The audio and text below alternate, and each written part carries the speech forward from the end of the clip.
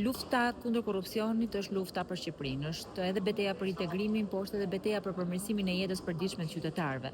Është lufta për biznesin e vogël për më pak taksa, është lufta për familjet shqiptare për çmime më të ulta, është lufta për të rinjt që sot fatkeqësisht janë duke u larguar sepse nuk e shohin shpresën e tyre këtu në Shqipëri.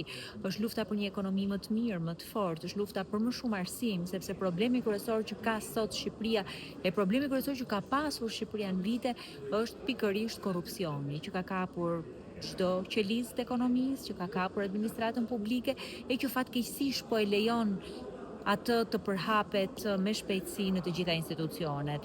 Korrupsioni në fakt ka penguar edhe udhëtimin europian të Shqipërisë. Korrupsioni ka penguar të rinj që të zhvillohen dhe ta gjejnë hapësirën e tyre këtu. Ka penguar bizneset që të rriten, i ka detyruar ato të mbyllen. Për këtë arsye, betejë dhe lufta kundër korrupsionit është një betejë për një Shqipëri më të mirë, për një Shqipëri më ndryshe. Unë besoj që sot është dita jo vetëm të reflektojmë, por është dita edhe të japim propozime se si mund të dilet nga kjo. Pa pasur një vullnet hekur politik, pa e bërë atë prioritet të ditës, unë nuk besoj që Shqipëria mund të ecë përpara. Ne diskutojmë çdo ditë për luftën e korrupsionit, diskutojmë atë në fjalimet në parlament, diskutojmë me qytetarët, e shohim që pengesa kryesore për Shqipërinë është pikërisht kjo luftë ndaj korrupsionit.